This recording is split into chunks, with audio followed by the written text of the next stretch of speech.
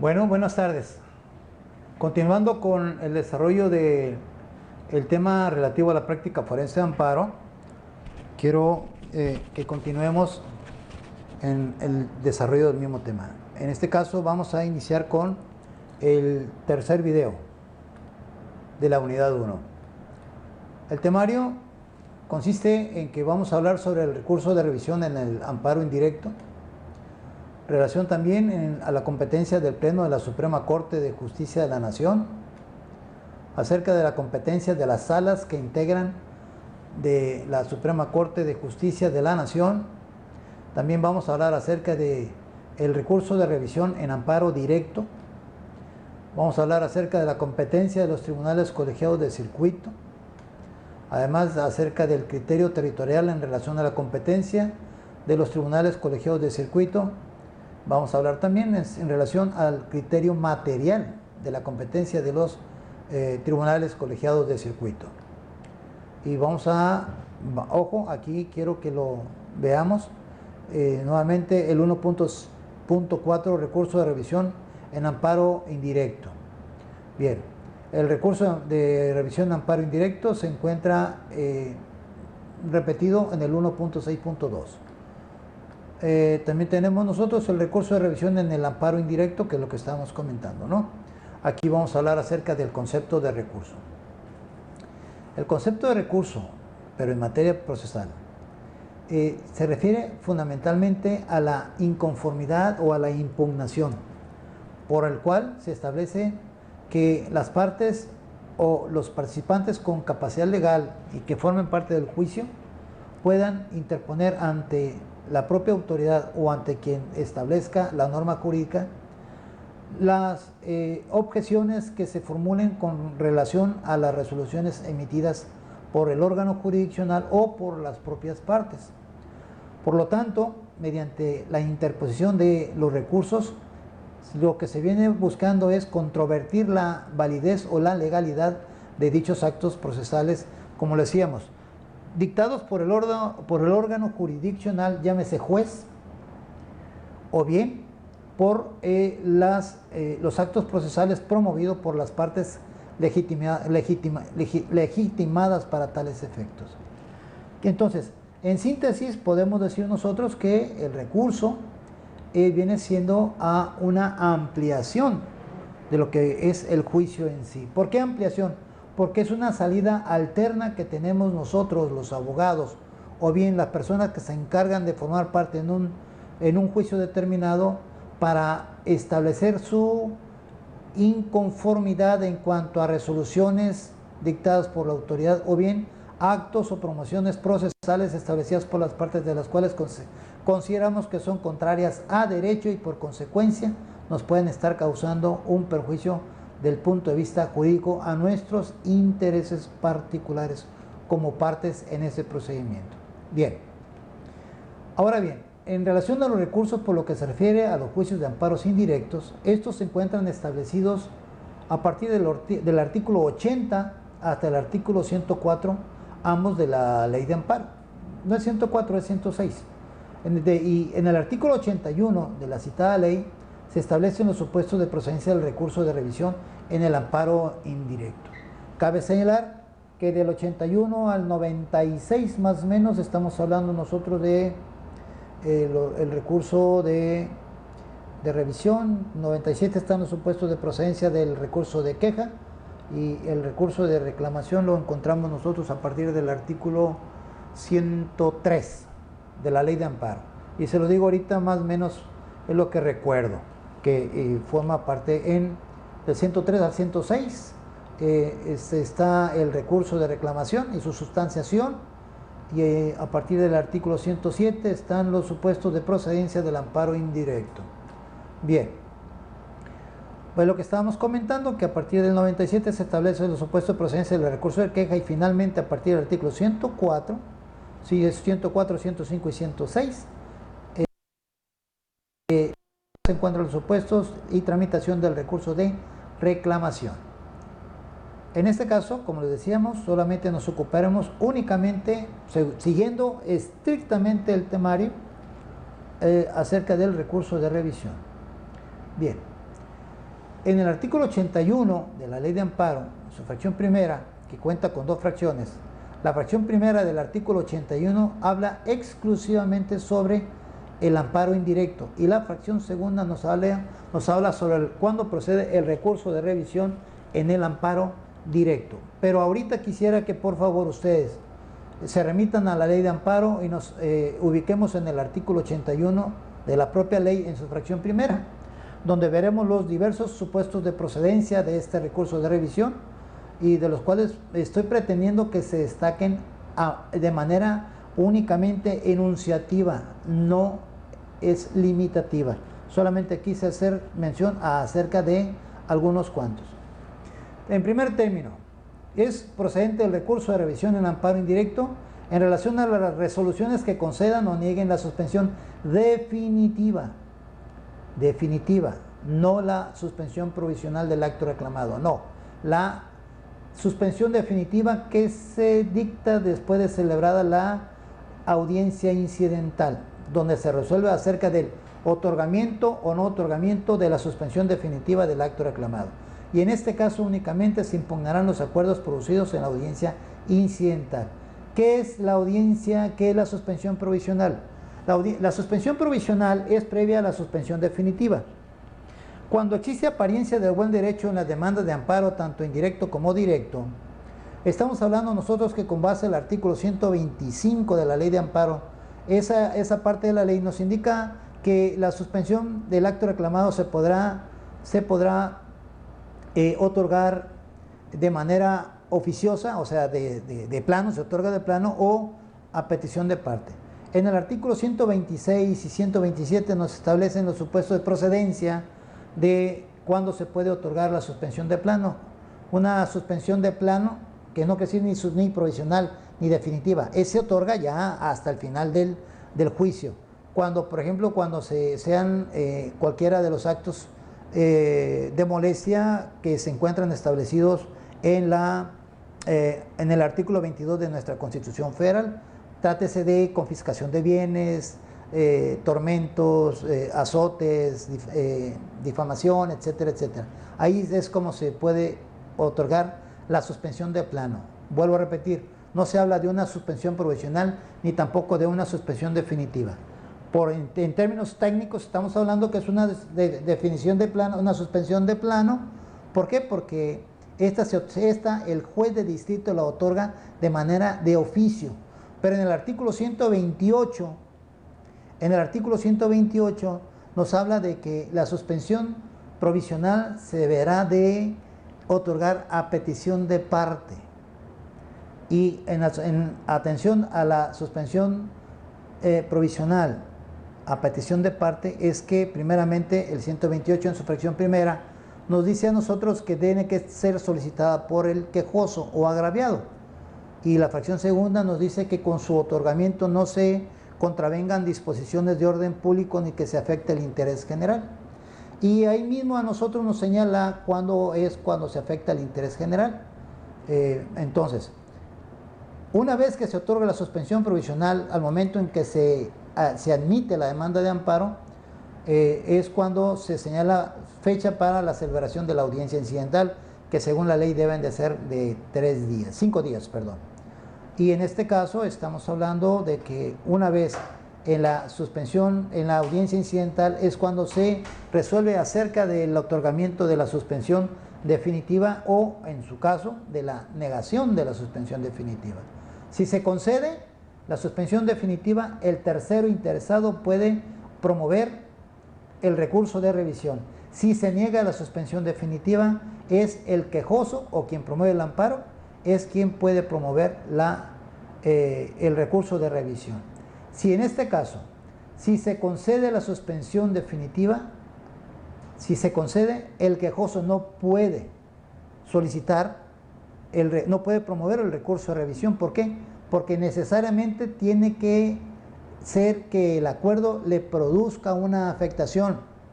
Pero si al quejoso se le concedió la suspensión definitiva, no está legitimado para promover el recurso de revisión, excepto que lo promueva el tercero interesado. Entonces, al quejoso de manera adhesiva podrá él expresar sus opiniones al respecto en relación a la concesión de la suspensión definitiva. Y de igual manera, si se niega la suspensión definitiva, el tercero interesado, por eso les pido que se remitan al artículo 5 de la Ley de Amparo, para que ustedes vean quién es el tercero interesado. Según el artículo 5 de la Ley de Amparo, el tercero interesado es a quien le interesa que el acto de autoridad subsista, que siga teniendo permanencia y siga vigente el acto de autoridad. Con esto quiere decir que el tercero interesado tiene un interés jurídico opuesto al quejoso o agraviado. ¿Por qué? Porque al quejoso le afecta el acto de autoridad y al tercero interesado le beneficia la acción del acto de autoridad. Por eso es que estamos hablando de que les pido a ustedes que se remitan al artículo 5 de la Ley de Amparo para que vean ustedes quiénes son partes en el juicio de amparo y vean ustedes la diferencia entre el quejoso según la ley y la figura del tercero interesado en la misma.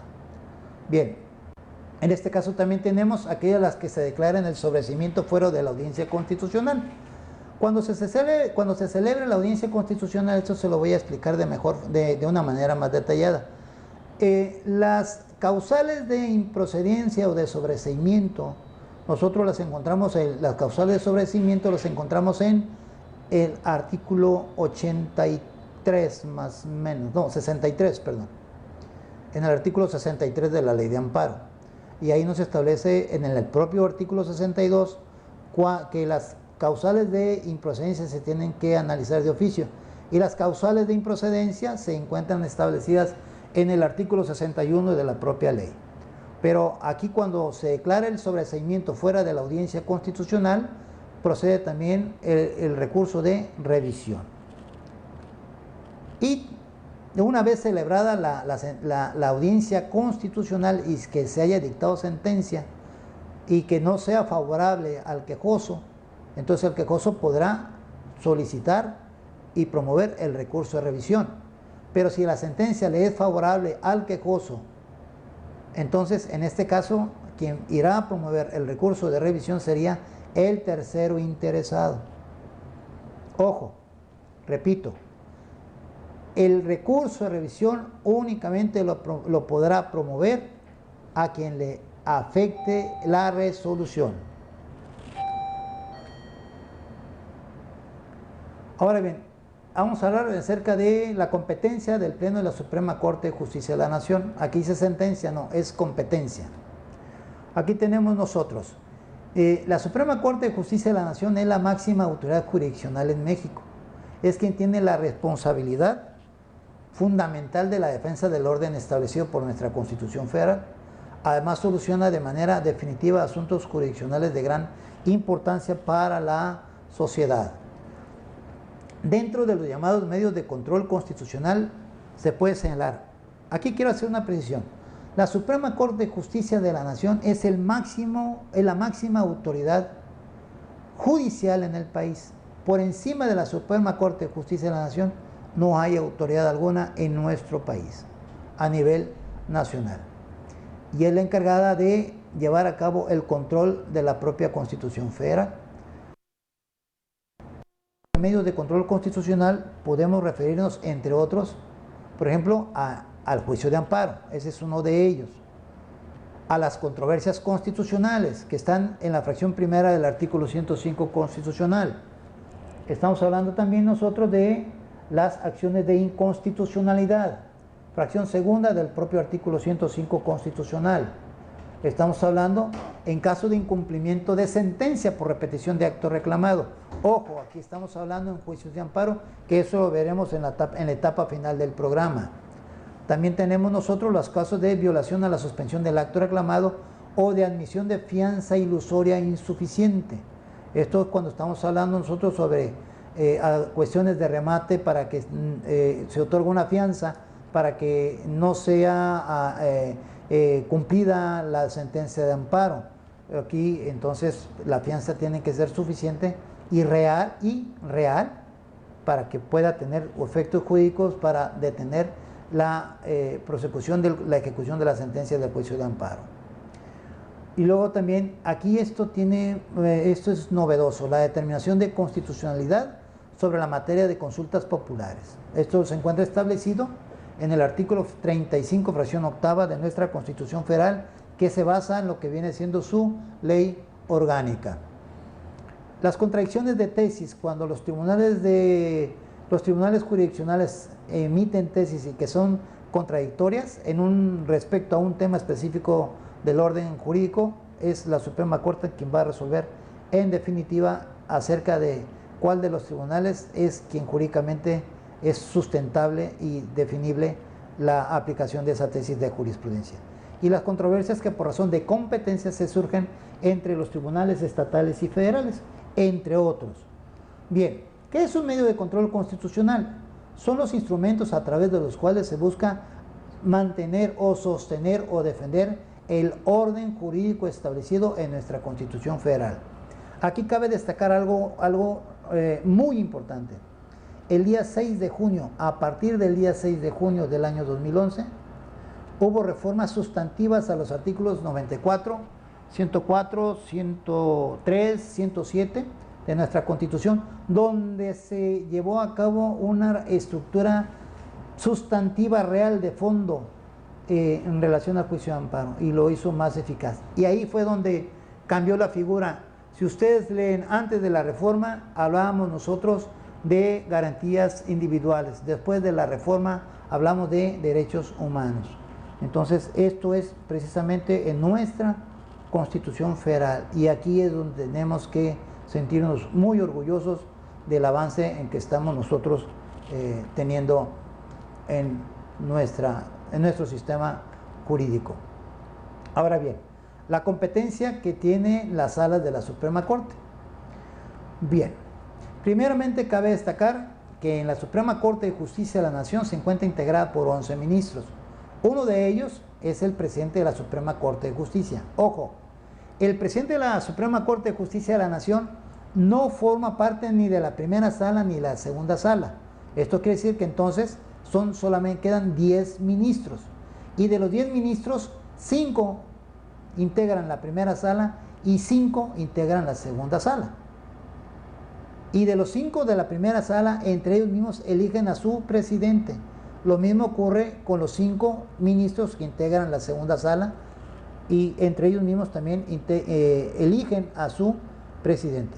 Pero cuando la sesión es en pleno, tanto los 5 ministros de la primera corte como los 5 ministros de la primera sala como los 5 ministros de la segunda sala, ellos dejan de tener la investidura de integrantes de la primera y de la segunda sala para integrarse en el pleno. Y el ministro número 11, que no participa ni en la primera sala ni en la segunda sala, es el presidente de la Corte. Y entonces, en ese caso, ahí lo que ocurre es que los ministros de la presidentes de la primera sala y de la segunda sala, dejan de serlo para que el ministro número 11, por decirlo de alguna manera, funja como ministro presidente de la Suprema Corte cuando se reúnen en pleno. Bien, aquí nosotros vamos a ver la competencia de la primera sala. Aquí la tenemos. Asuntos, la primera sala se encarga de resolver asuntos en materia penal y civil. La competencia de la segunda sala es donde ésta se encarga de resolver asuntos en materia administrativa y laboral. Ahora bien, en relación al recurso de revisión en el amparo directo, el artículo 81, fracción segunda de la Ley de Amparo nos indica que única y exclusivamente, y aquí insisto y subrayo, únicamente procede el recurso de revisión nada más quiero hacer un antecedente. El recurso de las sentencias dictadas en los amparos directos son inapelables, excepto cuando en la sentencia se analiza la constitucionalidad o inconstitucionalidad de una ley, o se hace la interpretación también de un precepto constitucional.